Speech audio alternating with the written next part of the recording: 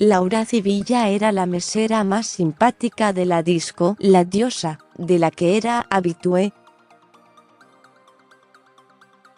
Corría el año 2000 y el exjugador, que todavía estaba legalmente casado con Claudia Villafañe, había comenzado su tratamiento de rehabilitación en Cuba. Sin embargo, incapaz de dejar pasar a una mujer bonita sin intentar conquistarla, de alguna manera se las ingenió como para comenzar con ella una relación paralela que se extendió por casi 3 años. Lo cierto es que, en ese periodo en el que Diego mezclaba sus amoríos cubanos con su pasión por la turca, como llamaban cariñosamente a Civilla, la joven quedó embarazada. Pero, previamente, Laura había viajado por unos meses a España por un proyecto laboral.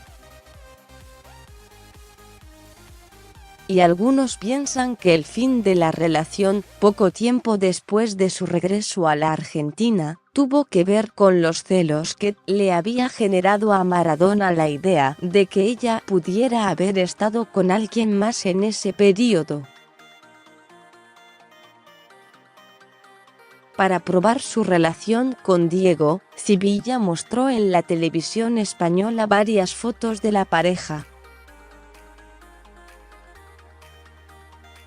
Algunas, incluso, en la que se la veía al lado de Maradona en un yate, luciendo una gestación avanzada. Sin embargo, a la hora de querer demostrar que el bebé que llevaba en su vientre era fruto de su noviazgo con el 10, a la turca no le fue tan bien.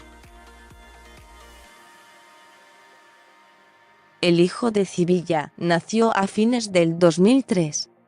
Pero, ¿cómo entonces Maradona se encontraba atravesando uno de los peores momentos de su vida, no solo por sus adicciones, sino también por el juicio de divorcio que le había presentado Claudia y su distanciamiento de su mánager y amigo, Guillermo Coppola? Laura recién decidió iniciarle una demanda por filiación y alimentos en abril de 2008.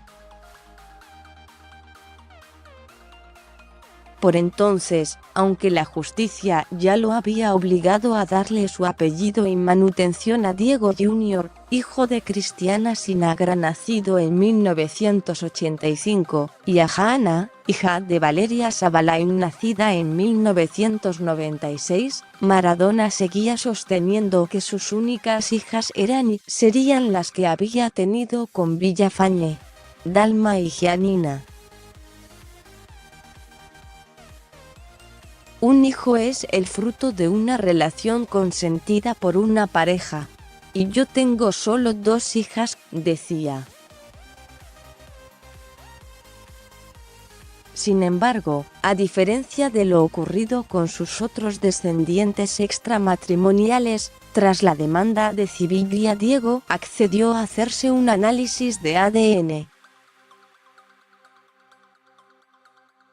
Como, sí, para sorpresa de su entorno de entonces, que sabía que un resultado positivo iba a ser letal para la estructura que hasta entonces había armado Maradona en su cabeza, el exfutbolista decidió someterse al estudio. El resultado, contrariamente a lo que todos suponían, el análisis dio negativo y el hijo de Civilla resultó no ser fruto de su relación con Diego. La mujer, con el tiempo, se radicó en España, donde agrandó su familia. Supuestamente Maradona nunca más supo de ella. Pero, a partir de este caso, muchos comenzaron a dudar de la veracidad de las otras demandas realizadas contra Diego, entre las que se incluía la de Santiago, hijo de Natalia Gorat, nacido en 2001, cuya madre falleció de cáncer a los 23 años y cuyos abuelos decidieron dejar el pedido de filiación en stand-by. Sin embargo, fue el mismo Maradona quien, años más tarde, aceptaría públicamente a los hijos que la justicia ya le había obligado a reconocer. Y el que ahora estaría dispuesto a colaborar con todas las demandas de filiación que se presenten en su camino, empezando por los 3 o 4 cubanos que reclaman su apellido en la isla. Seguí leyendo. Matías Morla habló de Harold, el posible cuarto hijo de . Me lo presentó Javierito, el autor de la biopic de Maradona. Le tengo mucho respeto a Claudia Villafañe.